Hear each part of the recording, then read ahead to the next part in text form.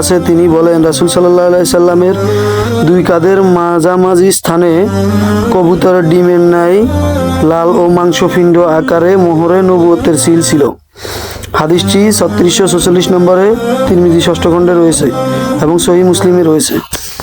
ইবনে আব্বাস রাদিয়াল্লাহু তাআলা আনহু হতে বর্ণিত আছে তিনি বলেন রাসূল সাল্লাল্লাহু আলাইহি সাল্লাম নবুয়তের লাভের পর মক্কায় 13 বছর বসবাস করেন এবং 63 বছর বয়সে মৃত্যুবরণ করেন। হাদিসটি তিরমিজিতে ষষ্ঠ খণ্ডে 3652, সহিহ বুখারী এবং সহিহ মুসলিম হাদিসটি রয়েছে। জারির ইবনে আব্দুল্লাহ আল জাবালি রাদিয়াল্লাহু তাআলা আনহু হতে বর্ণিত আছে তিনি বলেন আমি মুয়াবিয়া ইবনে আবি সুফিয়ান রাদিয়াল্লাহু তাআলা আনহুকে খুতবা দানকালে বলতে শুনেছি রাসূল সাল্লাল্লাহু আলাইহি সাল্লাম 63 বছর বয়সে মৃত্যুবরণ করেন এবং আবু বকর ও ওমর রাদিয়াল্লাহু তাআলা আনহুরও আর এখন আমার ও বয়সও 63 বছর। হাদিসটি ইবনে মাজায় 3653 নম্বর রয়েছে এবং সহিহ মুসলিমে রয়েছে।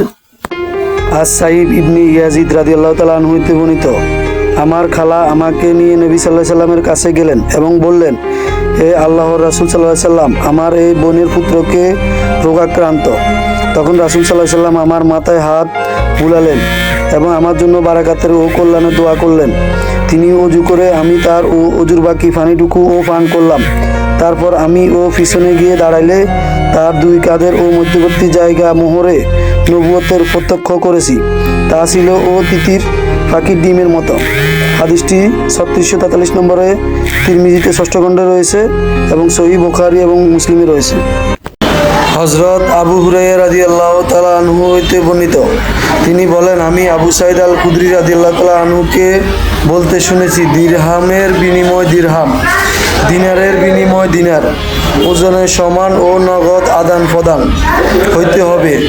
আমি বললাম আপনি ইবনে আব্বাস রাদিয়াল্লাহু তাআলা আনহুকে অন্যরকম বলতে শুনেছি। আবু সাঈদ রাদিয়াল্লাহু তাআলা আনহু বলেন আমি ইবনে আব্বাসের সাথে সাক্ষাৎ করে বললাম আমাকে অবহিত করুন মুদ্রার বিনিময় সম্পর্কে, আপনি যা ও বলেন তা কি আপনি রাসূল সাল্লাল্লাহু আলাইহি সাল্লাম নিকট শুনেছেন না আল্লাহ তাআলার কিতাবে পেয়েছেন?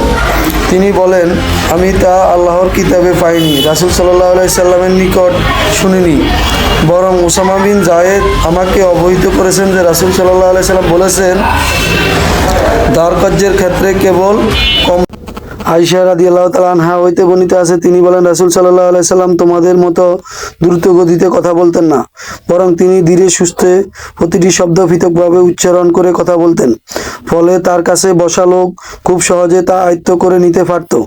হাদিসটি তিরমিজিতে 3639 নম্বরে রয়েছে। মিশকাতে 5828। আনাস ইবনে মালিক রাদিয়াল্লাহু তাআলা আনহু হতে বর্ণিত আছে তিনি বলেন রাসূল সাল্লাল্লাহু আলাইহি সাল্লাম প্রত্যেকটি বাক্য 3 বার করে পুনরাবৃত্তি করতেন যাতে তার কথাও বুঝতে পারা যায়। হাদিসটি 3640 নম্বরে তিরমিজিতে রয়েছে ষষ্ঠ খণ্ডে।